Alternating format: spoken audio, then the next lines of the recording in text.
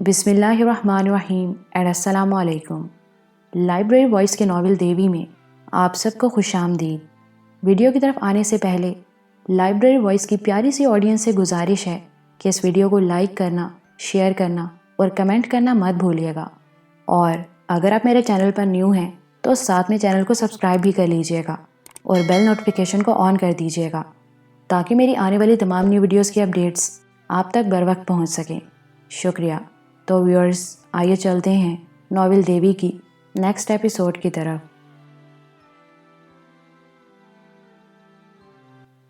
شانی نے ایک دلدوز چینخ ماری اور تڑپ کر بھابو سے لپٹ گئی۔ بھابو، آنکھیں کھولو، بھابو، بھابو۔ وہ اسے چوم رہی تھی، اسے ساتھ لپٹا رہی تھی۔ کمرے میں ایک ساتھ رونے کی کئی آوازیں بلند ہوئیں اور کوہرام مچ گیا۔ خوابگاہ کے ارد گرد کے دروازے دھڑا دھڑ بجائے جا رہے تھے۔ کوٹھی میں موجود عزیز و اقارب اندر آنا چاہ رہے تھے۔ شانی نے بامشکل 3-4 منٹ ہی بھابو کی میت پر آہو بکا کی تھی کہ چودھری نے اسے کھینچ کر پیچھے ہٹا لیا۔ وہ روتے ہوئے سرگوشی میں بولا، سب لوگ اندر آنا چاہ رہے ہیں، اب تمہارا یہاں رکنا ٹھیک نہیں۔ شانی نے خود کو چھڑایا اور دیوانہ وار بھابو کے سرد پاؤں چومنے لگی۔ میں نہیں جاؤں گی، مجھے نہیں جانا۔ وہ کرب کی انتہا کو چھو کر بولی۔ جہاں درد و کرب کی انتہا ہوتی ہے وہاں سے ایک اور کیفیت شروع ہو جاتی ہے، شاید اس لیے کہ خدا نے اپنے بندوں سے وعدہ کر رکھا ہے، میں تمہیں تمہاری برداشت سے زیادہ تکلیف نہیں دوں گا۔ شانی کے ذہن پر بھی وہ کیفیت طاری ہوئی۔ اسے بس اتنا یاد رہا کہ اس کے ہاتھ اور اس کے ہونٹ بھابو کے پاؤں پر ہیں۔ اس کا ذہن اتھاہ تاریکی میں ڈوبتا چلا گیا۔ اسے دوبارہ ہوش آیا تو اسے اپنے چاروں طرف ایک گہری زرد دھند دکھائی دی۔ وہ کتنی دیر بعد ہوش میں آئی تھی؟ شاید 1 دن بعد، شاید 2 دن بعد، یا پھر اس سے بھی زیادہ۔ اس کا دل گواہی دے رہا تھا کہ وہ کافی دیر تک ہوش و حواس سے بیگانہ رہی ہے۔ پہلا دردناک خیال اس کے ذہن میں یہی آیا کہ اسے اپنی بھابو کو نہلانا ہے، لیکن اس کام کے لیے تو شاید اب بہت دیر ہو چکی تھی۔ بھابو کے آخری وقت کے تصور نے اس کے دل و دماغ کو غم کے گہرے تاریک غاروں میں دھکیل دیا۔ اس کا جی چاہا وہ یہیں لیٹے لیٹے مر جائے۔ اچانک ایک شور اس کے کانوں کے راستے اس کے دماغ تک پہنچنے لگا۔ کچھ لوگ چنگھاڑ رہے تھے، دھاڑ رہے تھے، مار دیں گے اسے، ختم کر دیں گے، یہ خونی ہے، یہ قاتلہ ہے۔ پھر ایک للکارتی ہوئی آواز ابھری، زندہ جلا دو حرامزادی کو، یہ خون پینے والی ڈائن ہے۔ یہ آخری آواز شاید چودھری قادرے کی تھی۔ وہ تڑپ کر اٹھ بیٹھی۔ یہ کیا ہو رہا تھا؟ کیوں ہو رہا تھا؟ شور بڑھتا جا رہا تھا۔ در و دیوار لرزنے لگے تھے۔ پھر ایک پتھر اڑتا ہوا آیا اور کھڑکی کے شیشے سے ٹکرایا۔ شیشہ چکنا چور ہو کر صوفے اور قالین پر بکھر گیا۔ شانی چینخ کر اٹھ بیٹھی۔ اس نے ٹوٹے ہوئے شیشے کے خلا میں سے دیکھا اور لہو رگوں میں جمنے لگا۔ شام کے جھٹپٹے میں کم و بیش 20 افراد برآمدے میں دکھائی دے رہے تھے۔ یہ سب کے سب نارپور کے چودھری تھے۔ ان میں سے کئی ایک کی اونچی پگڑیوں کے شملے دور ہی سے لہراتے دکھائی دیتے تھے۔ گھنی مونچھیں، سرخ آنکھیں، تمتماتے ہوئے چہرے، آستینیں چڑھی ہوئی، تیور بگڑے ہوئے۔ قادرہ برآمدے کے وسط میں کھڑا تھا۔ اس کے ہاتھ میں 8 mm رائفل تھی۔ اس کے عقب میں بھی 2 افراد کے ہاتھ میں رائفلیں نظر آ رہی تھیں۔ کوٹھی کے گارڈز انیکسی کے لان میں بکھرے ہوئے تھے۔ قادرہ اور چند نوجوان افراد شانی کے کمرے کی طرف بڑھنے کی کوشش کر رہے تھے۔ 2-3 عمر رسیدہ افراد انہیں روک رہے تھے، مگر آگے بڑھنے والوں کا غم و غصہ بہت زیادہ تھا۔ وہ کسی بھی وقت مزاحمت کرنے والوں کو دھکیل کر کمرے کے دروازے پر حملہ آور ہو سکتے تھے۔ پھر شانی نے چودھری بشیر کو دیکھا۔ وہ اپنے 2 گارڈز کے ہمراہ تیزی سے آیا اور ہجوم کا راستہ روک کر کھڑا ہو گیا۔ قادرہ دھاڑا، سامنے سے ہٹ جاؤ بشیر، آج میں تمہاری بات نہیں مانوں گا۔ تو نے ایک قدم بھی آگے بڑھایا تو میں تیرا منہ توڑ دوں گا۔ بشیر بولا، تو سمجھتا کیا ہے اپنے آپ کو؟ اس کے ساتھ ہی بشیر نے قمیض کے نیچے سے پستول نکال لیا۔ بشیر، تو سامنے نہ آ ورنہ تیرا نقصان ہو جائے گا، پیچھے ہٹ جا۔ ایک بھاری آواز نے للکار کر کہا، میں کہتا ہوں تم پیچھے ہٹ جاؤ۔ چودھری نے للکارا۔ میں تمہیں اس کی طرف آنکھ اٹھا کر بھی نہیں دیکھنے دوں گا۔ اگر وہ گناہ گار ہے تو میں اپنے ہاتھوں سے اسے تمہارے سامنے ذبح کروں گا، پر اگر وہ بے قصور ہے تو پھر ہم اس کا خون اپنے سر نہیں لے سکتے۔ تو نے ہمارے پیو کی قاتل سے یاری لگائی ہوئی ہے، اس کو معشوق بنا کر گھر میں رکھا ہوا ہے۔ اگر تو ہمارے راستے میں آیا تو تیری ساری عشق معشوقی بھی اسی جگہ نکال کر رکھ دیں گے۔ اس دوران میں قادر نے جوش کھا کر آگے بڑھنا چاہا۔ چودھری بشیر نے اسے دھکا دیا۔ اس کا ایک پاؤں برآمدے کی سیڑھی پر پڑا اور وہ لڑکھڑا کر اپنے ساتھی پر گرا۔ ادھیڑ عمر شخص نے آگے بڑھ کر بڑے زور کا تماچا چودھری بشیر کو مارنا چاہا۔ چودھری بشیر نے اس کی کلائی تھام لی۔ ادھیڑ عمر گنجے شخص کے پیچھے کھڑے 2-3 افراد نے ایک دم اپنی رائفلیں سیدھی کر لیں۔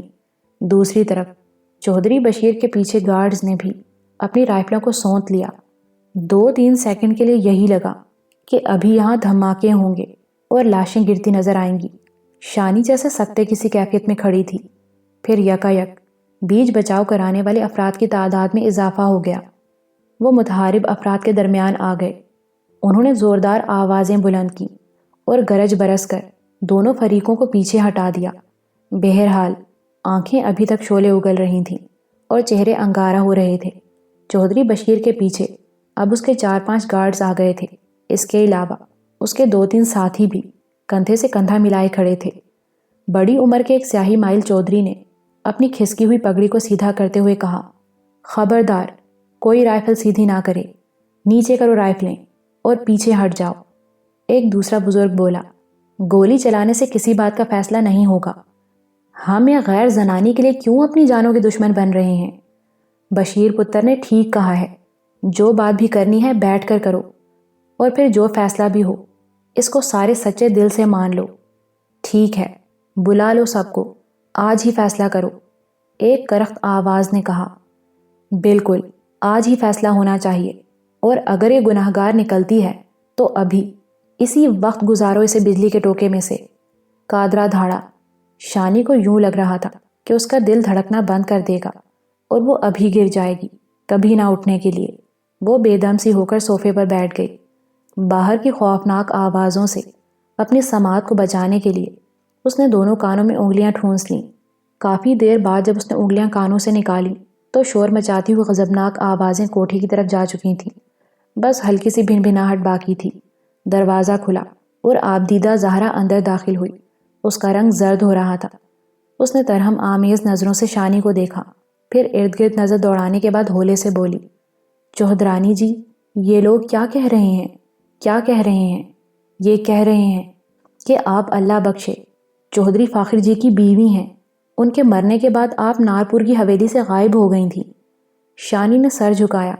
گرم آنسو اس کے رخساروں پر ڈھلک آئے۔ اور کیا کہہ رہے ہیں یہ لوگ؟ شانی نے پوچھا۔ دراصل آپ کو نارپور پنڈ کی 2 عورتوں نے پہچانا تھا۔ جب بڑی چودھرانی جی نے دم دیے تو آپ کوٹھی میں ہی تھیں، پھر آپ روتے روتے بے ہوش ہو گئیں۔ اس وقت آپ کو نارپور کی ان عورتوں نے دیکھ لیا۔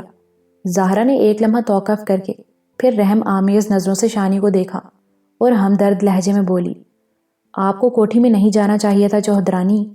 آپ کو چودھری صاحب نے کہا بھی تھا کہ آپ ان سے پوچھے بغیر وہاں نہ جائیں۔ شاید ان کو یہی ڈر تھا کہ کوئی آپ کو پہچان لے گا۔ شانی نے بے حد دکھی لہجے میں پوچھا، زہرا، بھابو اب کہاں ہے؟ زہرا نے سسکی لے کر کہا، ان کو کل شام دفنا دیا گیا تھا۔ آج جمعے کی نماز کے بعد ان کے کل ہوئے ہیں۔ شانی نے ماتھا گھٹنوں پر ٹکایا اور چہرہ چھپا کر ہچکیوں سے رونے لگی۔ وہ کافی دیر تک روتی رہی۔ زہرا نے جل کر کہا، اللہ کی مار ہو اس ماسی جالاں پر، اتنی بری بری باتیں کرتی ہے کہ دل کرتا ہے کہ اس کا منہ توڑ دیں۔ ابھی تھوڑی دیر پہلے کہہ رہی تھی کہ وڈی چودھرانی کی جان آپ کی وجہ سے گئی۔ آپ نے کمرے میں گھس کر حضرت صاحب کی بیویوں کو مارا، ان کے نوری علم والے برتن توڑے اور بنا بنایا کام بگاڑ دیا۔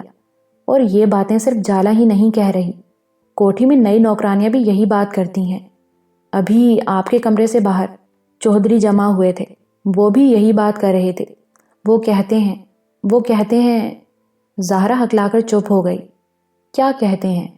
شانی نے روتے روتے پوچھا۔ منحوس کہتے ہیں نا، ڈائن اور چڑیل کہتے ہیں نا، کون سا غلط کہتے ہیں؟ میں ایسی ہی تو ہوں زہرا. میری وجہ سے میرا چاچا اور میرا بھائی مرے، پھر میرے ابا جی کی جان گئی. سسرال میں آئی تو اپنے خاوند کو کھا گئی، اپنے دادا سسر کو قبر میں اتار دیا، اور اب یہاں آئی ہوں تو اپنی بھابو کو قتل کر دیا ہے. ہاں میں قاتل ہوں زہرا. تم جاؤ چودھری جی کو بلا لاؤ. ان سے کہہ دو مجھے اپنے سارے گناہ قبول ہیں، مجھے مار دیں، زندہ جلا دیں، یا پھر میرے ٹکڑے کر دیں. جاؤ زہرا، بلا لاؤ چودھری کو. وہ بلک بلک کر رو رہی تھی. زہرا نے بے اختیار اس کے دونوں ہاتھ تھام لیے. یہی وقت تھا جب جالاں دندناتی ہوئی اندر داخل ہوئی. اس نے حسب عادت ماتھے پر اپنا دوپٹہ باندھ رکھا تھا. زہرا کو شانی کے پاس بیٹھے دیکھ کر وہ اور بھی آگ بگولا ہو گئی. اس نے لپک کر زہرا کو بالوں سے پکڑا اور کھینچ کر دروازے کی دہلیز پر دھکیل دیا. حرام جادی، کتی، کنجری، لکھ بار کہا ہے تجھ سے اپنے کام سے کام رکھا کر، نہ کہ اس کے پاس بیٹھ کر باتوں کے چسکے لیا کر. چل دفع ہو یہاں سے، چل مر.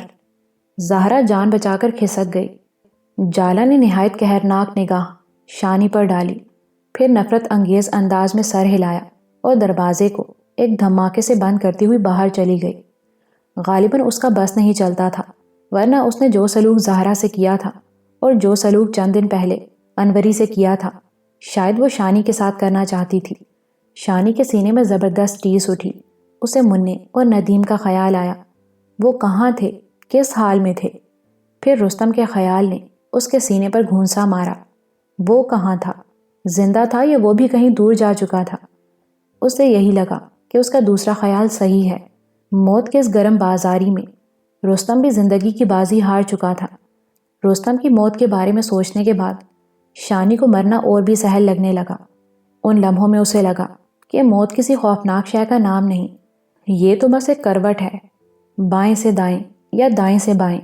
ایک طرف زندگی ہے، دوسری طرف موت. فضا میں ایک ہولناک سراسیمگی تھی. اس سراسیمگی اور خاموشی میں وال کلاک کی ٹک ٹک بہت اہم ہو گئی تھی. یوں لگتا تھا کہ گزرنے والا ہر لمحہ ایک انوکھی منزل کو شانی سے قریب تر کر رہا ہے. وہ جانتی تھی اس کوٹھی کے کسی کمرے میں نارپور کے بہت سے غضبناک چودھری سر جوڑے بیٹھے ہیں اور اس کے لیے کوئی قرار و واقعی سزا تجویز کر رہے ہیں. وہ ہر سزا کے لیے تیار تھی، ہر موت کا سامنا کر سکتی تھی. موت کے بارے میں سوچتے ہوئے صرف 3 نام تھے، صرف 3 نام جو اس کے دل و دماغ میں تھوڑا سا دکھ ابھارتے تھے: منا، ندیم اور رستم. اچانک دروازہ کھلا اور چودھری بشیر تیزی سے اندر داخل ہوا. اس کے چہرے پر ہیجانی کیفیت تھی. اس کی ناک کے اوپر نظر آنے والی سلوٹ بہت نمایاں تھی، اور یہ سلوٹ ظاہر کر رہی تھی کہ چودھری بے حد پریشان ہونے کے ساتھ ساتھ غصے میں بھی ہے. چودھری کے ساتھ ایک لمبا تڑنگا شخص تھا. اس کا آدھے سے زائد چہرہ مفلر میں چھپا ہوا تھا. ایک گرم چادر اس نے جسم کے گرد لپیٹ رکھی تھی. یہ شخص باہر برآمدے میں ہی رک گیا. چودھری اندر آ گیا. اس کے کلف لگے سفید کرتے پر پانی کے قطرے ظاہر کرتے تھے کہ باہر بوندا باندی ہو رہی ہے. وہ تیش بھری سرگوشی میں بولا: شانی، بہت بڑی غلطی ہوئی ہے تم سے. تمہیں مجھ سے پوچھے بغیر کوٹھی میں نہیں جانا چاہیے تھا. کام بہت خراب ہو گیا ہے، کچھ بھی ہو سکتا ہے. شانی نے پہلی بار چودھری کے مضبوط لہجے میں ہلکی سی کپکپاہٹ محسوس کی. چودھری نے تیزی سے ارد گرد کا جائزہ لیا، پھر فیصلہ کن لہجے میں بولا: تمہیں یہاں سے نکلنا ہوگا، ابھی، اسی وقت. یہ بندہ جو میرے ساتھ آیا ہے میرا وفادار ملازم ہے، یہ تمہیں محفوظ ٹھکانے تک پہنچائے گا. لیکن چپ رہو. چودھری نے زہریلی سرگوشی کی. تمہیں پتہ نہیں یہاں کیا ہو رہا ہے. تھوڑی دیر میں جان چلی جائے گی تمہاری. یہ لوگ ٹکڑے کر دیں گے تمہارے. تو کر لینے دے ٹکڑے، ان کے کلیجے ٹھنڈے ہو لینے دے. میرے لیے اپنے خونی رشتوں سے دشمنیاں مول نہ لیں آپ. وہ آنسو بہاتے ہوئے صدق کے دل سے بولی. چودھری کی انگارہ آنکھوں کی سرخی ذرا کم ہو گئی. وہ مضبوطی سے اس کا شانہ تھام کر گویا ہوا: میں جو کہتا ہوں وہی کرو، یہی ہم سب کے لیے بہتر ہے. اور دیکھو، ضائع کرنے کے لیے 1 سیکنڈ بھی نہیں ہے ہمارے پاس. پھر شانی کے جواب کا انتظار کیے بغیر اس نے اپنے کارندے کو آواز دی: ریاست، اندر آ جاؤ۔ لمبا تڑنگا شخص کمرے میں آ گیا۔ وہ گہرے رنگ کی شلوار قمیض میں تھا، پاؤں میں گرگابی تھی۔ وہ کسی قدیم لشکری کی طرح تن کر کھڑا تھا اور ہر قسم کی صورتحال کے لیے بالکل تیار نظر آتا تھا۔ چودھری نے بستر پر پڑا ہوا شانی کا سویٹر اٹھایا اور اسے تھماتے ہوئے کہا، اسے پہن لو فوراً۔ شانی بدستور تذبذب میں تھی۔ چودھری نے ایک بار پھر اسے گھورا۔ اس کی نظروں میں انتہا درجے کی سختی کے ساتھ ساتھ بہت ہمدردی اور اپنائیت بھی تھی۔ شانی سویٹر لے کر پردے کے پیچھے چلی گئی۔ وہ سویٹر پہن کر نکلی تو چودھری نے گرم شال اس کے کندھوں پر ڈال دی اور کہا کہ وہ اس میں منہ سر اچھی طرح لپیٹ لے۔ شانی نے اس کی ہدایت پر عمل کیا۔ اب وہ کمرے میں موجود ریاست نامی شخص کو کافی حد تک پہچان گئی۔ یہ وہی دراز قد رائفل بردار تھا جو شانی کو قاسم برلاس کے چنگل سے نکال کر لایا تھا۔ دوسرے لفظوں میں، قاسم برلاس جن لوگوں کے ہاتھوں ہلاک ہوا، یہ ان میں سے ایک تھا۔ اس شخص کے ساتھیوں میں نواز اور ماکھا وغیرہ شامل تھے۔ بعد ازاں اس شخص نے شانی کو مینار پاکستان کے قریب جالاں کے حوالے کر دیا تھا اور خود اپنے زخمی ساتھی کو لے کر کہیں چلا گیا تھا۔ آج ایک بار پھر یہ شخص شانی کو ایک مشکل صورتحال سے نکالنے کے لیے یہاں موجود تھا۔ چودھری نے شانی کو اپنے ساتھ آنے کا اشارہ کیا۔ چند ہی سیکنڈ بعد چودھری، شانی اور ریاست انیکسی کے آخری کمرے کے سامنے کھڑے تھے۔ شانی جب سے یہاں آئی تھی اس نے اس کمرے کا دروازہ مقفل ہی دیکھا تھا۔ چودھری کے اشارے پر جالا نے دروازے کا تالا کھولا اور لائٹ آن کر دی۔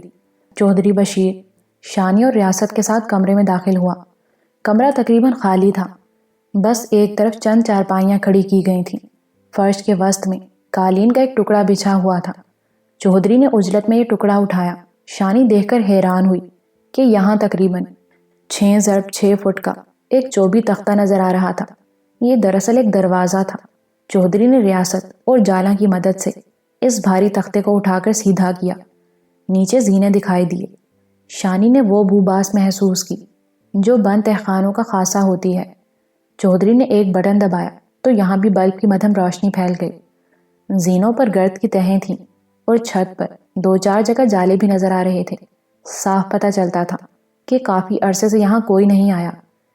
شانی چودھری کے پیچھے ڈرتی ڈرتی زینوں پر اتری۔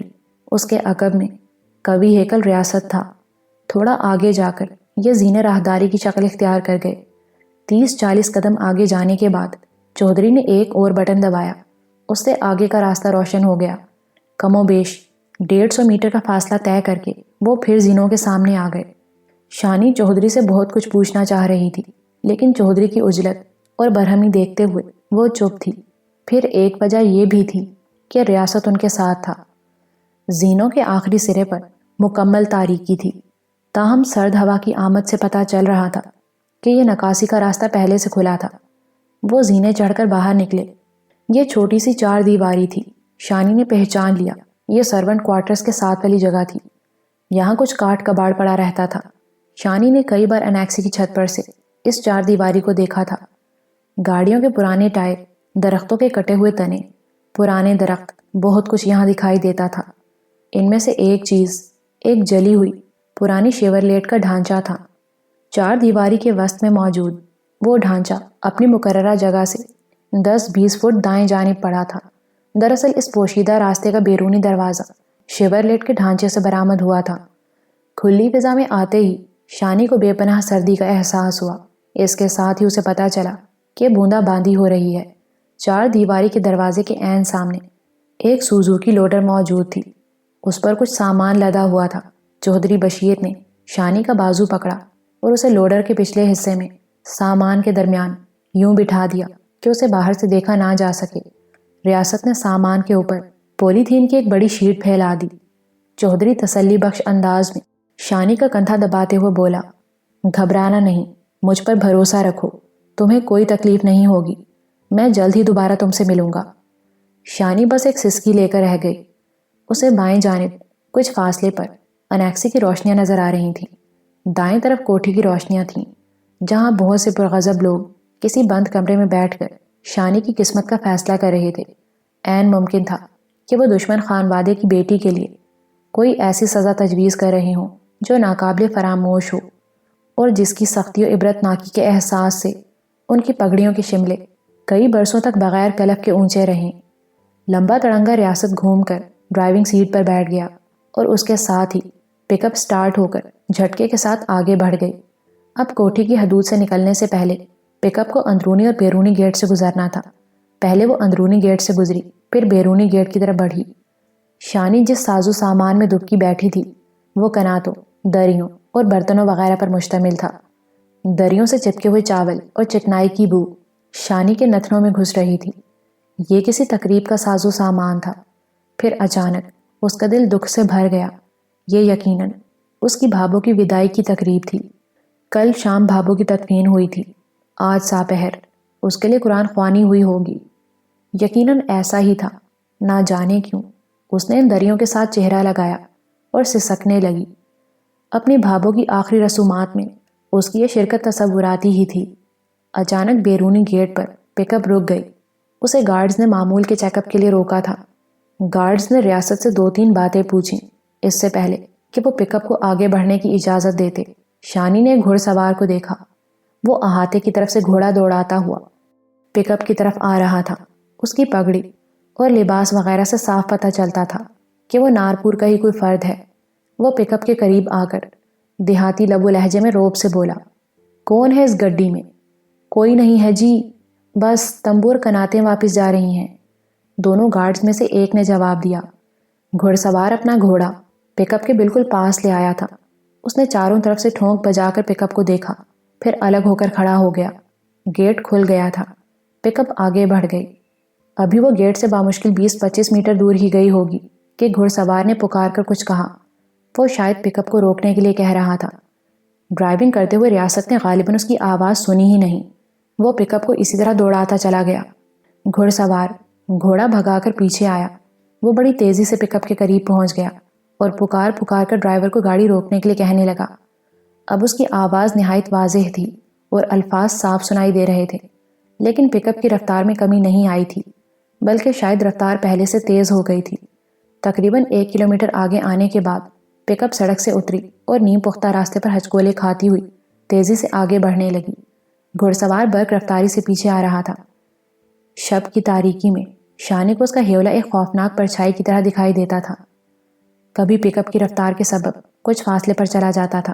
شانی کو شک ہو رہا تھا کہ گھڑ سوار کے ہاتھ میں رائفل ہے۔ شانی کی سمجھ میں نہیں آ رہا تھا کہ چودھری کے کارندے ریاست نے پک اپ نیم پختہ راستے پر کیوں اتار دی۔ اگر وہ ہموار سڑک پر رہتا تو 2-3 منٹ میں ہی اس ڈھیٹ گھڑ سوار کو بہت پیچھے چھوڑ جاتا۔ شکر کا مقام یہ تھا کہ ابھی تک گھڑ سوار اکیلا ہی تھا۔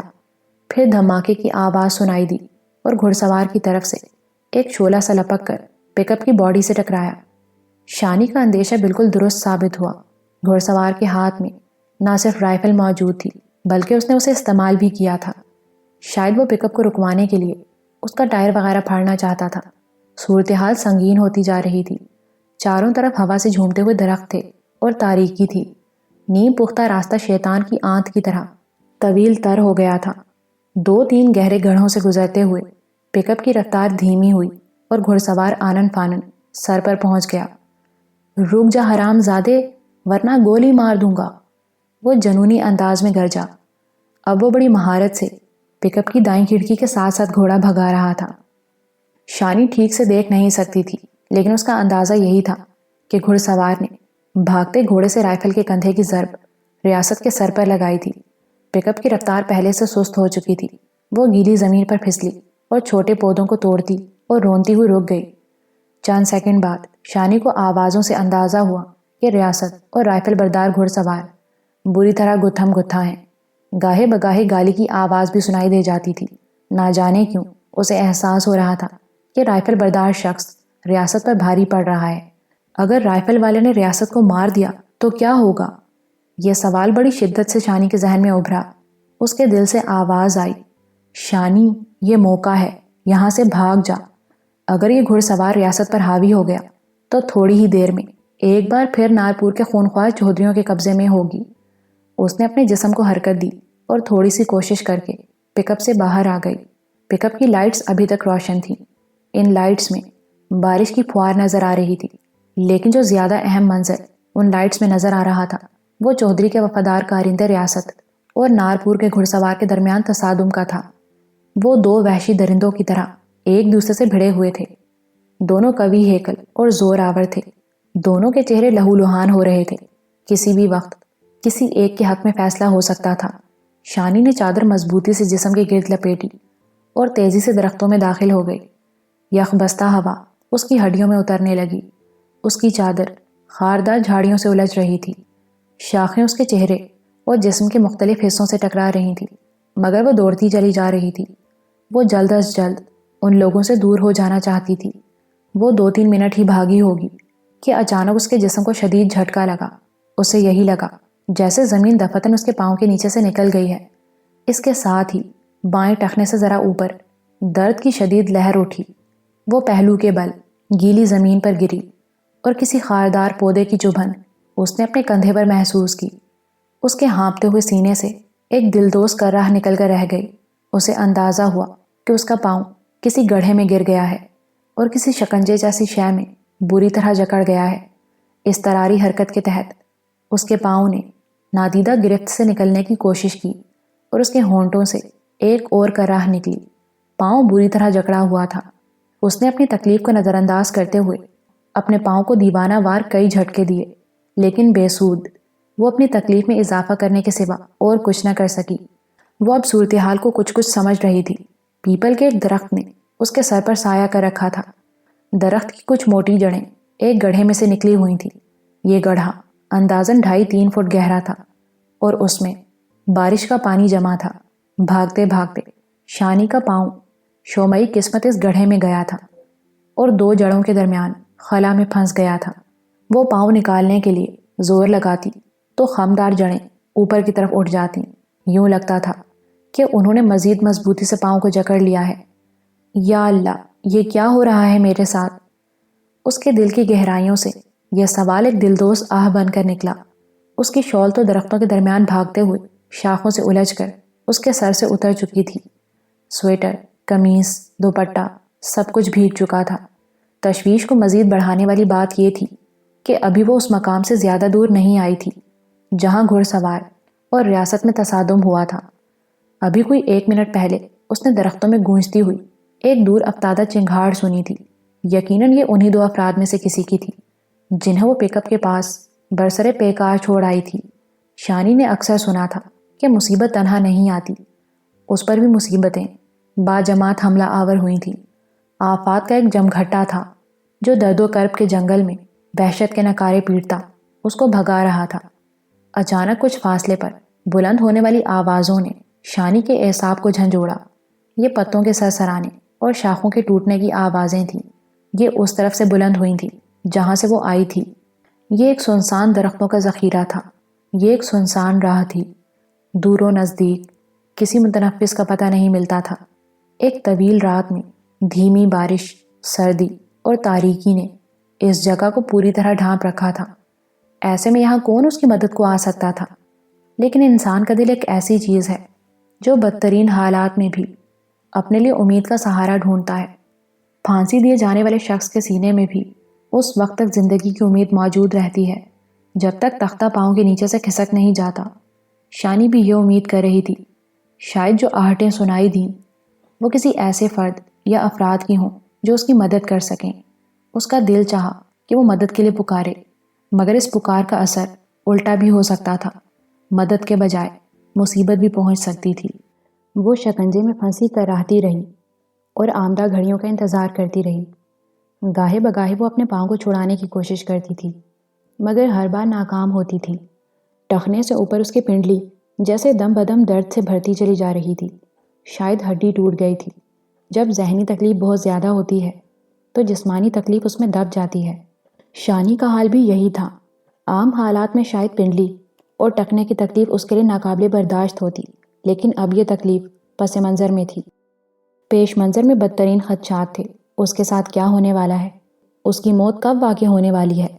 اس کی موت کتنی سہل یا کتنی اذیت ناک ثابت ہونے والی ہے؟ اور اگر اس کی قسمت میں ابھی مزید زندگی بھگتنا لکھا ہے تو اس زندگی کی نوعیت کیا ہوگی؟ گھڑ سوار کوٹھی کے بیرونی گیٹ سے پک اپ کے پیچھے لگا تھا۔ عین ممکن تھا کہ اس کے کچھ ساتھی بھی پک اپ کے تعاقب میں چل پڑے ہوں۔ اس کے علاوہ یہ بھی ہو سکتا تھا کہ نارپور کے چودھریوں کو چودھری بشیر کی ہوشیاری کا پتہ چل گیا ہو وہ جان گئے ہوں کہ شانی تو کوٹھی میں موجود ہی نہیں۔ اگر ایسا ہو چکا تھا تو پھر قرب و جوار میں اس کی تلاش وسیع پیمانے پر شروع ہو سکتی تھی۔ وہ انہی خیالوں میں الجھ رہی تھی جب یکایک اس کا دل اچھل کر حلق میں آ گیا۔ کوئی نادیدہ شخص اس کے بالکل قریب پہنچ چکا تھا۔ بامشکل 50-60 قدم کے فاصلے پر اسے ٹارچ کی مدھم روشنی دکھائی دی۔ اس کے ساتھ ہی شاخوں اور پتوں کے سرسرانے کی آوازیں آئیں۔ یہاں سبزہ اتنا گنجان تھا کہ اس میں سے راستہ بنا کر گزرنا پڑتا تھا۔ ٹارچ کی روشنی مختلف اطراف میں حرکت کرتی دھیرے دھیرے قریب آ رہی تھی، جیسے دام میں پھنسا کوئی پرندہ اپنے شکاری کو دیکھ کر آخری بار خود کو چھڑانے کی فطری کوشش کرتا ہے۔ شانی نے بھی تڑپ کر اپنا ٹخنا جڑوں کے 2 شاخے میں سے نکالنا چاہا۔ اس نے اپنے آزاد پاؤں کی دھکیل کے ساتھ زخمی پاؤں کو چھڑانے کی بھرپور کوشش کی، مگر کچھ حاصل نہیں ہوا۔ اس کے ہونٹوں سے دبی دبی سسکاریاں نکل کر رہ گئیں۔ وہ واضح طور پر محسوس کر رہی تھی کہ اس کے آزاد پاؤں پر کیچوا یا اسی قسم کا کوئی کیڑا رینگ رہا ہے۔ ٹارچ بردار دائیں بائیں بھٹکنے کے بعد اب سیدھا پیپل کی طرف آ رہا تھا۔ شاید گیلی زمین پر پاؤں کے نشانات سے بھی اسے کچھ مدد مل رہی تھی۔ شانی کی نگاہوں کے سامنے اس کا ہیولا اب بالکل واضح تھا۔ یقینی بات تھی کہ وہ گھڑ سوار یا ریاست میں سے ایک ہے، تاہم اس کے قد و قامت سے کچھ بھی اندازہ کرنا مشکل تھا۔ وہ دونوں ہی لمبے تڑنگے تھے۔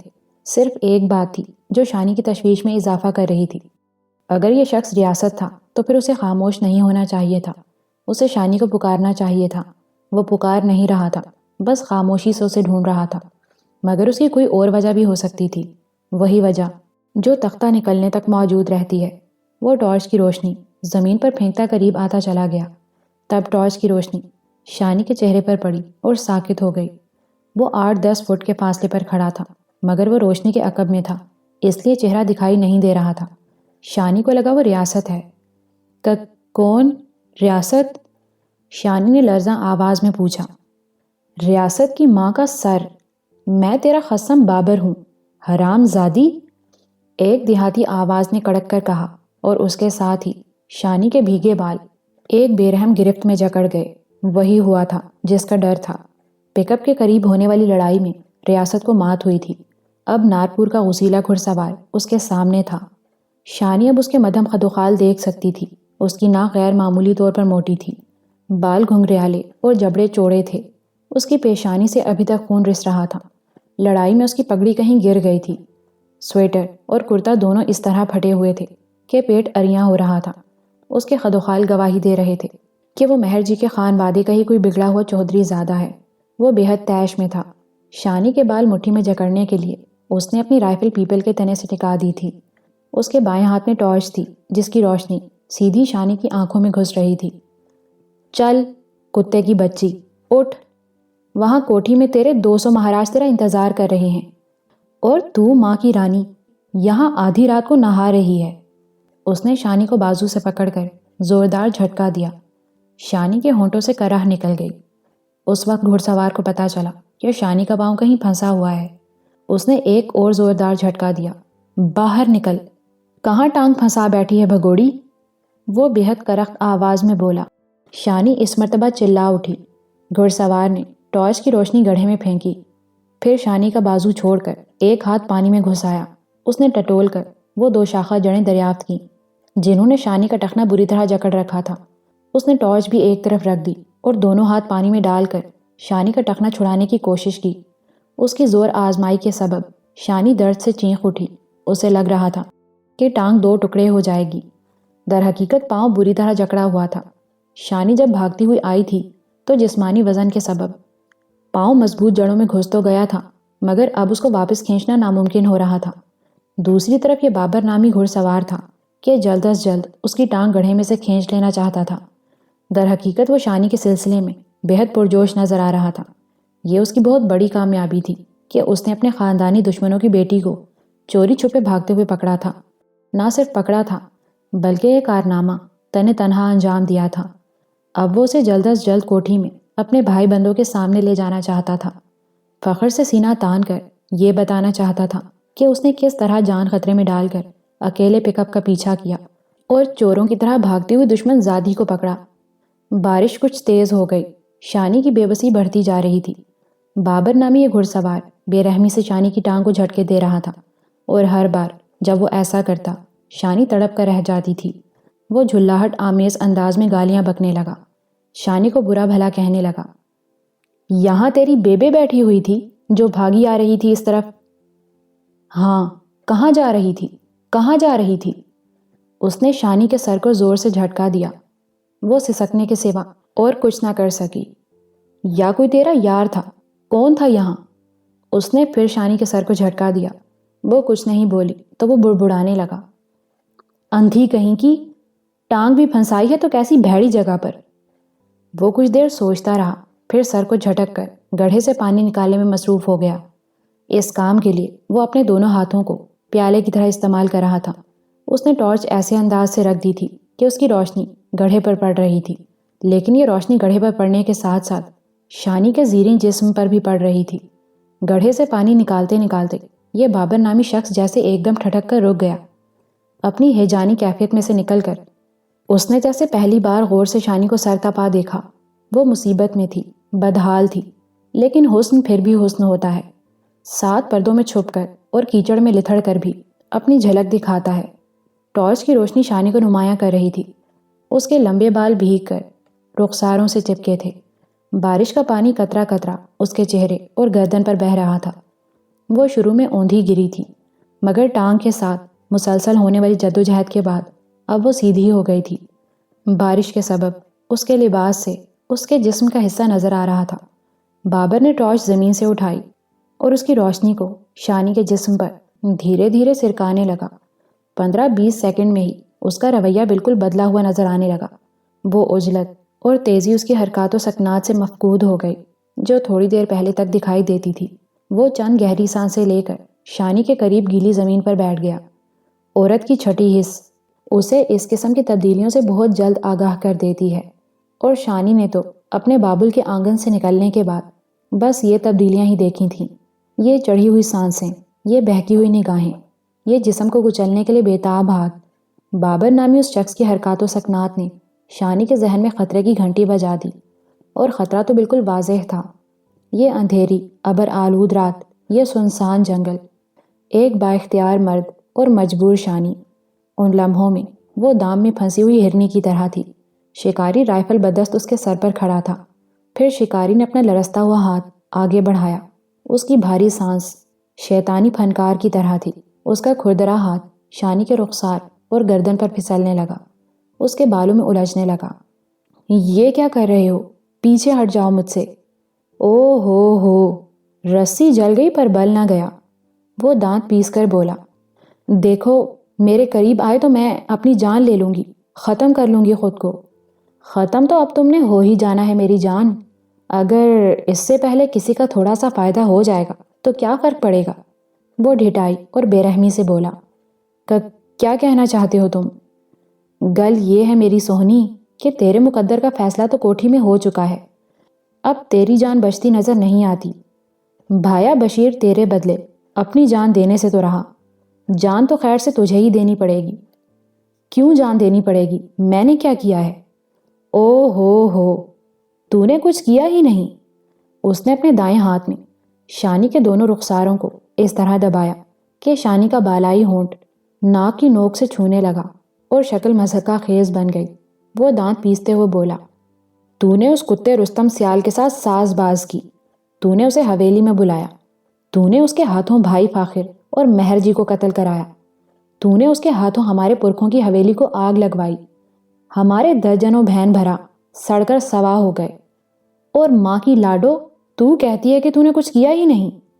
شانی کی رگوں میں خون سنسنا اٹھا، لیکن جلد ہی اس نے خود کو سنبھال لیا۔ یہ سب جھوٹ ہے، بہتان ہے۔ اگر رستم میرے کہنے سے حویلی میں آیا تھا تو پھر میں اس کے ساتھ حویلی سے جاتی، اس کی حفاظت میں رہتی۔ میں تو لاہور میں تھی، چودھری بشیر، جالاں، قادرہ سب جانتے ہیں، وہ رکشے والا ذکریہ گواہ ہے اس بات کا۔ لیکن اس وقت یہ باتیں کرنے کا موقع نہیں۔ مجھے یہاں سے نکالو۔ وہ کراہی، تو جتنی مرضی صفائیاں پیش کرے، پر سب جانتے ہیں کہ حویلی سے بھاگنے کے بعد تو کم از کم 2 مہینے کہیں غائب رہی ہے۔ کہاں رہی ہے یہ تو جانتی ہوگی، یا تیرے ساتھ سونے والے تیرے عاشق جانتے ہوں گے۔ یہ سب بہتان ہے، بکواس ہے۔ میں تم لوگوں کے سامنے ہر ثبوت پیش کر سکتی ہوں۔ شانی سسکاری لیتے ہوئے بولی۔ بابر نے ایک گہری سانس لے کر ایک بار پھر ٹارچ کا روشن دائرہ شانی کے جسم پر سرکایا۔ میں اس بحث جھگڑے میں پڑنا نہیں چاہتا میری دلبر جانی، میں تو بس تیری شہد بھری جوانی سے تھوڑا سا حصہ لینا چاہتا ہوں، اس کے بعد کیا ہوگا یہ پھر دیکھا جائے گا۔ وہ شانی کو دبوچتے ہوئے بولا، خدا کا خوف کرو، تم نے بھی ایک دن اللہ کو جان دینی ہے۔ شانی کراہی اور اس کے ہاتھوں کو جھٹکا۔ میں کافر نہیں ہوں میری جان، کہ دل ہاتھوں سے پھڑک کر نکل گیا ہے۔ شاید بھایا بشیر تیرے لیے ٹھیک ہی جھلا ہوا ہے، تیرے میٹھے مکھڑے میں کوئی ایسی بات ہے کہ بندے کی مت ماری جاتی ہے۔ اس سے پہلے کہ شانی کچھ کہتی، بابر نے ہیجانی انداز میں دائیں بائیں دیکھا، پھر ایک جھٹکے سے اپنا پھٹا ہوا سویٹر اور کرتا اپنے جسم سے علیحدہ کر دیا۔ اس کے بعد اس نے شانی کی بھیگی ہوئی لمبی چوٹی پکڑی اور تیزی کے ساتھ اسے ایک شاخ کے گرد گرہ دے دی۔ جب وہ ایسا کر رہا تھا، شانی کے پاؤں کو زوردار جھٹکے لگے اور وہ درد سے چینخ اٹھی۔ اس نے روتے ہوئے کہا، ایسا کیوں کرتے ہو؟ کیوں عورت کو ایسے ذلیل کرتے ہو تم؟ کیا ملتا ہے اس طرح تمہیں؟ بہت کچھ ملتا ہے، وہ ہانپے ہوئے لہجے لیکن پرسکون انداز میں بولا، اور تم صرف عورت نہیں ہو، تم دشمن کی عورت ہو۔ دشمن کی عورت کو ذلیل کرنے کا اپنا ہی مزہ ہوتا ہے۔ تمہارے گھر کی کسی عورت کے ساتھ کوئی ایسا کرے تو پھر؟ اس نے پھر شانی کے رخساروں کو اپنے ہاتھوں میں جکڑا اور پھنکارا، جو کرتا ہے وہی بھرتا ہے، جنہوں نے کیا ہی نہیں وہ بھریں کیوں؟ شانی اس کی آنکھوں میں وحشت کی چنگاریاں دیکھ رہی تھی۔ پتہ نہیں اس نے ریاست کے ساتھ کیا کیا تھا، اسے مار دیا تھا یا کہیں بے ہوش کر کے پھینک آیا تھا۔ اب وہ اس بھیگے ہوئے ویرانے میں مختار کل تھا۔ شانی بھانپ رہی تھی کہ اس کی موت اس سے قریب تر ہوتی جا رہی ہے۔ یہ تو وہ بھی اچھی طرح سمجھ رہی تھی کہ اگر شیطان صرف بابر نے وہ سب کچھ کر لیا جو وہ کرنا چاہتا ہے تو پھر وہ اسے زندہ نہیں چھوڑے گا۔ وہ یہ ہرگز نہیں چاہے گا کہ وہ شانی کو زندہ سلامت اپنے بھائی بندوں کے سامنے پیش کرے اور اپنے کرتوت کا پول کھلوائے۔ اس کے لیے یہ بہانہ بنانا بہت آسان تھا کہ اس نے مفرور شانی اور اس کے ساتھی کو بھاگنے سے روکنے کے لیے گولی ماری، اور حقیقت یہ تھی کہ شانی کو موت سے کسی طرح کا خوف بھی نہیں آ رہا تھا۔ بھابو کی ابدی جدائی اور رستم کی ممکنہ موت کے بعد اب اسے زندگی بہت ناگوار محسوس ہونے لگی تھی، لیکن یہ ضرور تھا کہ وہ عزت سے مرنا چاہتی تھی۔ اس منحوس گڑھے کے کنارے ایک وحشی بلی مار کے ہاتھوں تار تار ہو کر مرنے کا تصور بےحد اندوہناک تھا۔ بابر نے اسے دونوں کندھوں سے تھاما اور اس کے ساتھ زور آزمائی کرنے لگا۔ شانی کا ٹخنا اذیت کے ناقابل بیان شکنجے میں تھا، مگر جو شخص شانی کو موت تک دھکیلنے کا ارادہ رکھتا تھا اسے ٹخنے کی تکلیف کی کیا پرواہ ہو سکتی تھی؟ وہ بالکل جنونی دکھائی دینے لگا تھا۔ اچانک وہ رک گیا، شاید اس نے کچھ سنا تھا۔ ایک مدھم سی آہٹ تو شانی نے بھی محسوس کی تھی۔ وہ شانی سے علیحدہ ہو کر کھڑا ہو گیا۔ شروع میں یہ اندازہ لگانا مشکل تھا کہ یہ کسی جانور کی آواز تھی یا کسی انسان نے اپنی موجودگی کا ثبوت دیا تھا۔ کچھ دیر تک سنگن لینے کے بعد بابر ایک بار پھر شانی کی طرف متوجہ ہوا، لیکن اس مرتبہ اس نے رائفل اپنے بالکل قریب رکھ لی تھی۔ دفتن ایک بار پھر آواز بلند ہوئی۔ اس مرتبہ یہ خاصی واضح تھی، یہ انسانی آواز تھی، اور یہ ایک نہیں تھی۔ لگتا تھا کہ 3-4 افراد جھاڑ جھنکار میں راستہ بناتے ہوئے تیزی سے آگے بڑھ رہے ہیں۔ بابر نے ٹارچ بجھا دی۔ اس کی حرکات و سکنات سے ہراس ٹپکنے لگا تھا۔ وہ جھک کر رائفل کی طرف بڑھا۔ یہی وقت تھا جب شانی کو ایک رسی جیسی شے ہوا میں لہراتی نظر آئی۔ یہ شے بابر کی گردن کی طرف بڑھی اور وہ جھٹکے سے پشت کے بل گرا۔ اس کے سینے سے ایک ڈری ہوئی طویل آواز نکل گئی تھی۔ ایک شخص جست لگا کر بابر کی طرف بڑھا اور اس کے سینے پر چڑھ بیٹھا۔ اسی دوران میں 3-4 مزید افراد نمودار ہوئے اور بابر پر پل پڑے۔ چند سیکنڈ کے اندر ہی انہوں نے اسے بے بس کر دیا۔ تب شانی کو اندازہ ہوا کہ وہ مچلتے پھڑکتے بابر کو کسی شے سے باندھ رہے ہیں۔ بابر گالیاں بک رہا تھا اور خالص پنجابی زبان میں حملہ آوروں کو بدترین نتائج کی دھمکیاں دے رہا تھا۔ جواب میں ایک حملہ آور بھی اسے گالیوں سے نواز رہا تھا۔ جب بابر کی طرف سے قدرے اطمینان ہو گیا تو ایک شخص شانی کی طرف متوجہ ہوا۔ شانی کو یہ دیکھ کر حیرت ہوئی کہ سخت سردی میں بھی اس شخص کا بالائی جسم اوریاں تھا۔ زیریں جسم پر ایک دھوتی نما شے دکھائی دیتی تھی۔ اس نے زمین پر پڑی ٹارچ اٹھائی اور اسے روشن کر کے دھیان سے شانی کو دیکھا، پھر وہ اس کے قریب بیٹھ گیا۔ بابر کے ساتھ زور آزمائی میں شانی کی چوٹی کی گرہ شاخ پر سے ڈھیلی پڑ گئی تھی۔ تب اس نے پکارنے والے انداز میں کہا، راجے ادھر آ۔ لمبا اونی چوغا پہنے ہوئے ایک شخص پیپل کے نیچے آ گیا اور ادب سے کھڑا ہو گیا۔ پہلے شخص نے کہا، لگتا ہے اس کڑی کی ٹانگ نیچے جڑوں میں پھنسی ہوئی ہے، اس کا کچھ کرو۔ راجے نے اس بات میں سر ہلایا اور ایک ساتھی کو بھی بلا لیا۔ اس شخص نے بھی موٹا چوغا پہن رکھا تھا۔ اس کے علاوہ سردی سے بچانے کے لیے ایک صدری بھی اس کے جسم پر موجود تھی۔ وہ دونوں شانی کی ٹانگ کی طرف متوجہ ہو گئے اور پانی میں ہاتھ ڈال کر ان جڑوں کو ٹٹولنے لگے جنہوں نے ٹخنا جکڑ رکھا تھا۔ شانی ایک بار پھر کراہنے لگی۔ پہلے شخص نے اپنے ساتھیوں سے کہا کہ وہ گڑھے کو پانی سے خالی کریں۔ ان دونوں نے ہاتھوں کے پیالے بنائے اور بچا کھچا پانی گڑھے سے نکالنے لگے۔ دوسری طرف بابر 2 آدمیوں کی گرفت میں مسلسل گالیاں بک رہا تھا۔ اندازہ ہوتا تھا کہ اس کی مشقیں بڑی اچھی طرح کس دی گئی ہیں۔ اس دوران میں اس کا منہ بھی بند کر دیا گیا، غالباً کوئی کپڑا وغیرہ ٹھونس دیا گیا تھا۔ اب بس وہ غوغا ہی کر پا رہا تھا۔ کہیں پاس سے ہی گھوڑے کے ہنہنانے کی آواز آئی۔ اس کا مطلب تھا کہ ان لوگوں نے بابر کا گھوڑا ڈھونڈ لیا ہے۔ اگر انہوں نے گھوڑا ڈھونڈ لیا تھا تو اس کا مطلب تھا کہ وہ چودھری کے وفادار کارندے ریاست کو بھی زندہ یا مردہ ڈھونڈ چکے ہوں گے۔ یہ کون لوگ تھے؟ یہاں سنسان رکھ میں کیا کر رہے تھے؟ اب وہ بابر کے بعد ان کی دسترس میں تھی۔ وہ اس سے اچھا یا برا کیا سلوک کرنے والے تھے؟ ایسے کئی سوالات شانی کے ذہن میں کلبلا رہے تھے۔ ٹارچ کے روشن دائرے کا رخ تو گڑھے ہی کی طرف تھا، تاہم اس کی روشنی میں ارد گرد کا منظر بھی کچھ واضح ہو گیا تھا۔ جو شخص سب سے پہلے شانی تک پہنچا تھا وہ عام جسم کا تھا، لیکن اس کے شانے غیر معمولی طور پر چوڑے تھے۔ اس نے ٹینٹ کرا رکھی تھی اور کھچڑی داڑھی جھاڑ جھنکار کی طرح نظر آتی تھی۔ اس کا بالائی جسم بریاں تھا۔ شانی کو اس کے گلے میں موٹے منکوں کی مالا نظر آئی۔ اس شخص کے چہرے پر سب سے نمایاں شے اس کی چمکتی ہوئی آنکھیں تھیں۔ وہ بڑی گونجدار آواز میں بولتا تھا، جیسے ریڈیو یا ٹی وی پر اناؤنسمنٹ کی جا رہی ہو۔ گڑھا پانی سے خالی ہو گیا تو ٹارچ کی روشنی میں شانی کا پاؤں جڑوں کے 2 شاخے میں سے چھڑانے کی کوشش کی جانے لگی۔ یہ ایک تکلیف دہ عمل تھا۔ شانی بار بار تڑپ جاتی تھی۔ ٹینٹ والے شخص نے ہاتھ کے اشارے سے اپنے ساتھیوں کو روک دیا۔ پاؤں بری طرح پھنسا ہوا ہے، جڑوں کو کاٹنا پڑے گا کاکا، اس نے گونجدار آواز میں کہا۔ سرمت کے پاس کلہاڑا ہے پیر بادشاہ، راجا نے کہا۔ کھوتے، یہ کلہاڑے کا کام نہیں، اس کی ٹانگ ٹوٹ جائے گی، کہیں سے آری وغیرہ کا بندوبست کرو۔ جی پیر بادشاہ، راجا نے سر جھکایا۔ چلو پھر جاؤ، جلدی کرو، یہاں سردی بہت زیادہ ہے، کہیں سارے کے سارے اکڑ ہی نہ جائیں۔ راجا اور سرمت جانے لگے تو ٹینٹ والے نے کہا، اس جنگلی رچھ کو بھی اٹھا کر لے جاؤ یہاں سے۔ اس کا اشارہ بابر کی طرف تھا۔ آپ یہاں اکیلے رہیں گے؟ راجا نے پوچھا۔ ہاں کوئی بات نہیں، تم بس آری لے کر آنا۔ راجا نے پھر اس بات میں سر ہلایا۔ 3 بندوں نے بندھے ہوئے گرانڈیل بابر کو اٹھا کر جھاڑیوں کا رخ کیا۔ چوتھے نے اس کی رائفل اٹھا لی تھی۔ چند سیکنڈ بعد مختلف آوازوں سے اندازہ ہوا کہ وہ بابر کو گھوڑے پر لاد رہے ہیں۔ دھیرے دھیرے آوازیں دور ہوتی چلی گئیں۔ یہ اس امر کا اشارہ تھا کہ وہ اپنے ڈیرے کی طرف چلے گئے ہیں۔ ٹینٹ والے نے ٹارچ اٹھائی اور اس کا روشن دائرہ دھیرے دھیرے شانی کے پورے جسم پر سرکایا۔ یہ وہی انداز تھا جو آدھ پون گھنٹہ پہلے بدفطرت بابر نے اختیار کیا تھا۔ شانی کے دل میں نئے وسوسے سر ابھارنے لگے۔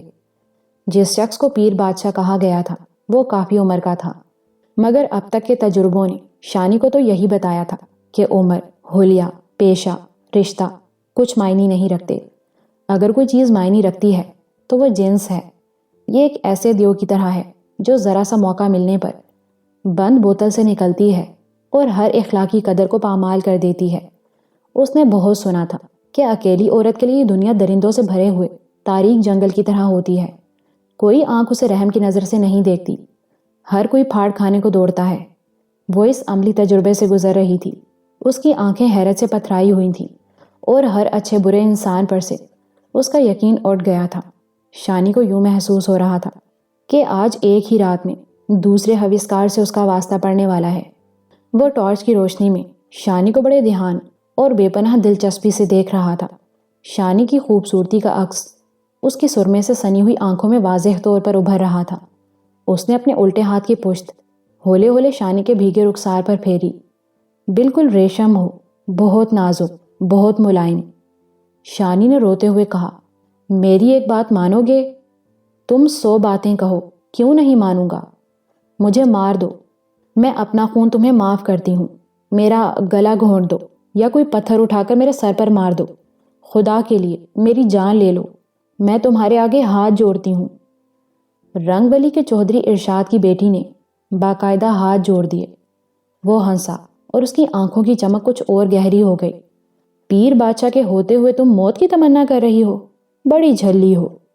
اوئے، ہم تو مردوں کو جینا سکھا دیتے ہیں، تو پھر سر سے پاؤں تک زندگی سے بھری ہوئی ہے۔ 16 آنے فٹ ہو زندہ رہنے کے لیے۔ اس نے شانی کا گداز ہاتھ اپنے ہاتھ میں تھام لیا۔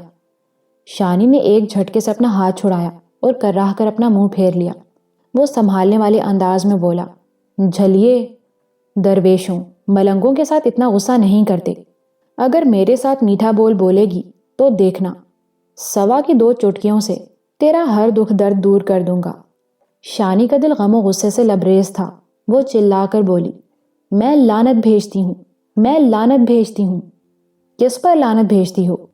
تم جیسے درویشوں ملنگوں پر، تم جیسے بہروپیوں پر، تم جیسے جتنے سائیں جی، حضرت جی، پیر جی ہیں، میں سب پر تھوکتی ہوں، میں تھوکتی ہوں۔ دور چلے جاؤ مجھ سے، دور ہٹ جاؤ۔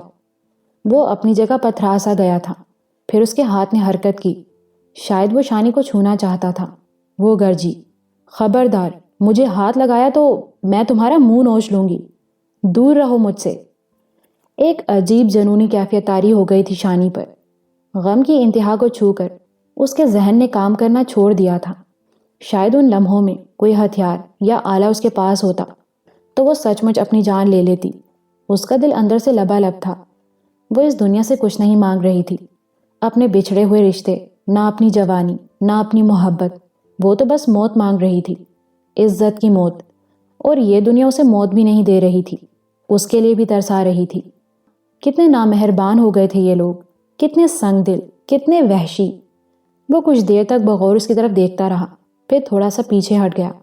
اب بارش تھم گئی تھی، مگر اس کے ساتھ ہی سردی پہلے سے بھی زیادہ محسوس ہونے لگی تھی۔ تمہیں ٹھنڈ لگ رہی ہوگی، میں تمہارے لیے آگ جلاتا ہوں، اس نے خود کلامی کے انداز میں کہا۔ پھر شانی کا جواب سنے بغیر وہ درختوں کے پیچھے چلا گیا۔ 2-4 منٹ بعد واپس آیا تو اس کے ہاتھوں میں کچھ لکڑیاں اور پرالی تھی۔ اس نے چند اینٹیں جوڑ کر شانی کے بالکل پاس ہی ایک چولہا سا بنا دیا، پھر کچھ پتلی لکڑیاں خشک پرالی کے ساتھ رکھیں۔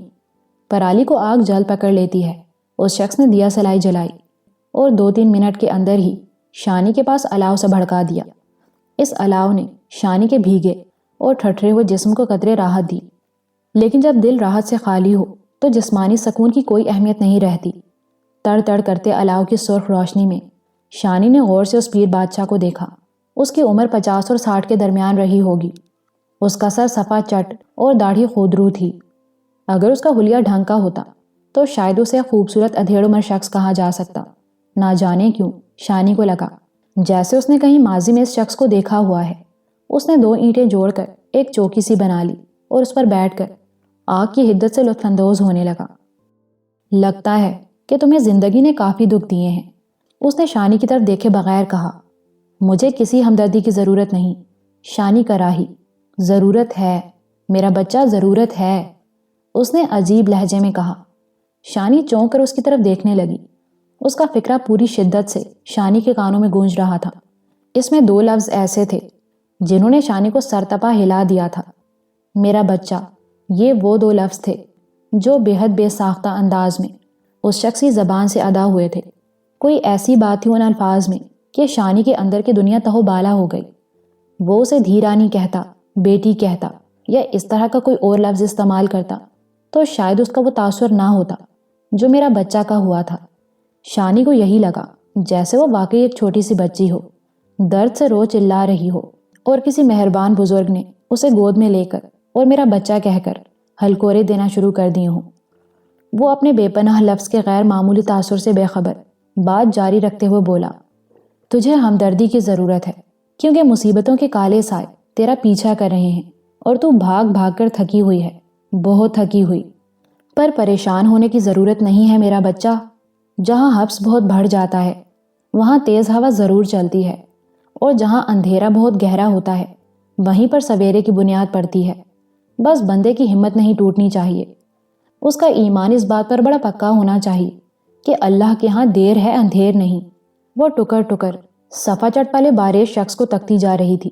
یہ تو وہی بات تھی جو کبھی اس کے ابا جی کہا کرتے تھے۔ الفاظ میں فرق ضرور تھا مگر مفہوم تو وہی تھا۔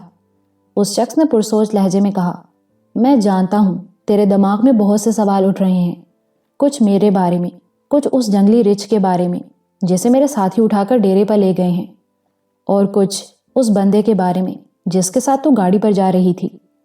ہاں وہ کہاں ہے؟ شانی نے پوچھا۔ اس کا اشارہ ریاست کی طرف تھا۔ وہ ہمیں گاڑی کے پاس ملا ہے، وہی گاڑی جس پر دریاں اور کناتے شناتے لدی ہوئی ہیں۔ وہ وہاں نیم بے ہوش پڑا تھا، اس کے سر پر کافی چوٹ آئی ہے، میرے ساتھی اس کی مرہم پٹی کر رہے ہیں۔ وہ بچ جائے گا نا؟ اللہ نے چاہا تو بچ جائے گا۔ اتنے میں شانی نے دیکھا ایک بندہ بھاگتا ہوا پیپل کی طرف آ رہا ہے۔ یہ وہی راجہ نامی شخص تھا جسے بارش شخص نے آری لانے کے لیے کہا تھا۔ اس کے ہاتھ میں واقعی آری موجود تھی، اس کے دوسرے ہاتھ میں لالٹین تھی۔ وہ ہانپتا ہوا آیا تھا، شاید کہیں دور سے بھاگتا ہوا آیا تھا۔ اس نے لالٹین گڑھے کے اندر شانی کے پاؤں کے بالکل پاس رکھ دی، پھر اپنے پیر بادشاہ کی ہدایت کے مطابق بڑی احتیاط سے آہستہ آہستہ ایک موٹی جڑ کو کاٹنے لگا۔ پاؤں اس طرح بری طرح جکڑا ہوا تھا کہ جڑ کی تھوڑی سی جنبش بھی شانی کو تڑپا دیتی تھی۔ شانی کا دھیان ہٹانے کے لیے بارش شخص شانی سے ادھر ادھر کی باتیں کرنے لگا۔ کچھ ہی دیر بعد جڑ کٹ گئی۔ شانی کو یوں لگا کہ پاؤں کسی آہنی شکنجے سے آزاد ہوا ہے۔ اس نے گھوم کر لالٹین کی روشنی میں دھیان سے دیکھا۔ ٹخنے کے اوپر سے کافی کھال چھل گئی تھی اور خون رس رہا تھا۔ بارش شخص نے ایک صافہ نما کپڑا شانی کے ٹخنے پر باندھ دیا اور بڑی شفقت کے ساتھ اسے سہارا دے کر چند قدم چلنے کے لیے کہا۔ شانی نے چل کر دیکھا، درد ضرور ہو رہا تھا مگر ہڈی سلامت تھی۔ اسی دوران میں 2 افراد بابر کے گھوڑے کے ساتھ درختوں سے نمودار ہوئے۔ انہوں نے بھی پیر بادشاہ کے دیگر ساتھیوں کی طرح لمبے چوغے پہن رکھے تھے۔ ان کے سر کے بال صاف تھے اور داڑھیاں بڑھی ہوئی تھیں۔ دبلے پتلے جسموں والے یہ مسکین صورت لوگ تھے۔ بارش ایک بار پھر شروع ہو گئی تھی۔ شانی کو جلد از جلد کسی چھت کی ضرورت تھی۔ بارش شخص پیر بادشاہ کے ساتھیوں نے شانی کو سہارا دے کر گھوڑے پر سوار کرایا۔ اپنے زخمی پاؤں کی وجہ سے شانی کے لیے گھوڑے پر توازن برقرار رکھنا مشکل ہو رہا تھا۔ حالانکہ رنگ بلی میں وہ چاندنی راتوں میں حویلی کے وسیع احاطے کے اندر باقاعدہ گھوڑ سواری کیا کرتی تھی۔ شانی کو گھوڑے کی پشت پر مشکل میں دیکھا تو بارش شخص نے از خود گھوڑے کی رکاب میں اپنا ننگا پاؤں رکھا اور شانی کے عقب میں بیٹھ گیا۔ اس نے بڑی نرمی سے شانی کو تھام لیا۔ شانی نے اس کی نرم داڑھی اپنے سر اور گردن کے پچھلے حصے پر سرسراتی محسوس کی۔ پھر شانی نے محسوس کیا کہ اس کی پشت بارش شخص کے چوڑے سینے سے چھو رہی ہے۔ وہ جو کوئی بھی تھا ایک غیر مرد تھا، لیکن پتہ نہیں کیوں شانی کو وہ اپنا لگا، بہت ہی اپنا۔ شانی کا دل چاہا کہ وہ اپنی پشت کو اس کے سینے کے ساتھ کچھ اور بھی چپکا دے، بلکہ وہ آنکھیں بند کر کے اس کے ساتھ ٹیک لگا دے، اس کے جسم کی خوشبو اور اس کے پاکیزہ لمس کی لطافت کو محسوس کرتے ہوئے سکون کی نیند سو جائے۔ مگر پھر فوراً ہی اس نے خود کو سنبھالا۔ وہ دل میں خود سے پوچھنے لگی، وہ ایسا کیوں سوچ رہی ہے؟ گھوڑے کی لگام راجا کے ہاتھ میں تھی، باقی افراد پیچھے آ رہے تھے۔ بارش کی بوندیں برگوں بار پر ٹپ ٹپ کی آواز پیدا کر رہی تھی۔ 3-4 منٹ کے مختصر سفر کے بعد وہ لوگ درختوں اور جھاڑیوں سے گھرے ہوئے ایک ہموار خطے پر پہنچے۔ یہاں گھاس پھوس کی چھتوں والی تقریباً نصف درجن جھونپڑیاں تھیں۔ ان میں سے 2-3 جھونپڑیوں میں لالٹین کی مدھم روشنی تھی۔ کچھ بکریاں اور 2-3 بھینسیں بھی دکھائی دے رہی تھیں۔ جھونپڑیوں کے عقب میں چند کھیت تھے۔ بارش شخص جسے اس کے ساتھی احترام سے پیر بابا یا پیر بادشاہ کہہ رہے تھے، ایک طویل جھونپڑی کے سامنے پہنچ کر گھوڑے سے اترا۔ بعد ازاں راجا اور سرمت کی مدد سے اس نے شانی کو بھی احتیاط سے گھوڑے سے اتارا اور سہارا دے کر جھونپڑی کے نیم گرم ماحول میں پہنچا دیا۔ یہ جھونپڑی اندر سے کافی کشادہ تھی۔ یہاں 2 کھری چارپائیاں اور مٹی کے برتن وغیرہ نظر آ رہے تھے۔ مٹی کی ایک انگیٹھی میں چند ایک ادبجے انگارے بھی موجود تھے۔ جھونپڑی کے پچھلے حصے کو ایک پردے کے ذریعے علیحدہ کر دیا گیا تھا۔ شانی نے قیافہ لگایا کہ اس حصے میں پیر بادشاہ کی بیوی یا کوئی اور خاتون خانہ موجود ہوگی۔ اب شانی پیر بادشاہ کو جھونپڑی کی روشنی میں دیکھ رہی تھی۔ اس کی چمکیلی آنکھوں میں سرمے کی دھاریاں تھیں اور کوئی سحر انگیز سی کیفیت تھی۔ شاید اسی کیفیت کے زیر اثر شانی نے کچھ دیر پہلے خود کو ایک سحر میں جکڑا ہوا محسوس کیا تھا۔ وہ ابھی تک پیر بابا یا پیر بادشاہ کی شخصیت کے حوالے سے کسی حتمی نتیجے پر نہیں پہنچی تھی۔ پیر بادشاہ نے شانی سے کہا، تم اپنے یہ گیلے کپڑے بدل لو، کوئی زنانہ لباس تو یہاں ہے نہیں، فی الحال تمہیں مردانہ کپڑے ہی پہننا پڑیں گے۔ اتنے میں راجہ کسی لڑکے کی شلوار قمیص اور جرسی لیے اندر داخل ہوا۔ کپڑے شانی کے سامنے رکھتے ہوئے وہ باہر چلا گیا۔ پیر بادشاہ نے لالٹین اٹھائی اور بولا، میرا بچہ، میں پچھلے حصے میں جا رہا ہوں، تم بڑے اطمینان سے کپڑے بدل لو۔ اس نے طویل جھونپڑی کا درمیانی پردہ اٹھایا اور لالٹین سمیت پچھلے پورشن میں چلا گیا۔ جھونپڑی کے سامنے والے حصے میں تاریکی پھیل گئی۔ شانی نے جھونپڑی کا سامنے والا دروازہ بند کیا اور صرف قمیص اور جرسی بدل لی۔ اس کی شلوار انگیٹھی کی حدت سے بتدریج خشک ہوتی جا رہی تھی۔ کپڑے بدلنے کے دوران میں شانی نے واضح طور پر محسوس کیا کہ جھونپڑی کے پچھلے حصے میں پیر بادشاہ کے علاوہ بھی کوئی موجود ہے۔ کبھی کبھی مدھم آواز میں بات چیت بھی سنائی دیتی تھی۔ شانی کا پاؤں اسے تکلیف دے رہا تھا۔ اس نے پاؤں کو انگیٹھی کے قریب کھسکا دیا۔ بارش مسلسل ہو رہی تھی اور کسی وقت جھونپڑی کی کھڑکی سے باہر بجلی کی چمک بھی محسوس ہوتی تھی۔ شانی کے ذہن میں رہ رہ کر ریاست کا خیال آ رہا تھا۔ پتہ نہیں وہ کس حال میں تھا۔ بارش شخص پیر بادشاہ نے بتایا تھا کہ اس کے سر پر خاصی چوٹ آئی ہے۔ وہ بے چینی سے کسی کی آمد کا انتظار کرنے لگی۔ وہ ریاست کی حالت کے بارے میں جاننا چاہتی تھی۔ رہ رہ کر اس کی نگاہ جھونپڑی کے وسط میں موجود بھاری پردے کی طرف اٹھ جاتی تھی۔ پیر بادشاہ اسی پردے کے پیچھے اوجھل ہوا تھا اور ابھی تک واپس نہیں آیا تھا۔ شانی کو اندازہ ہو رہا تھا کہ یہ جھونپڑی عقب سے کسی دوسری جھونپڑی سے جڑی ہوئی ہے، کیونکہ جو مدھم آوازیں شانی تک پہنچ رہی تھیں وہ ذرا فاصلے سے آ رہی تھیں۔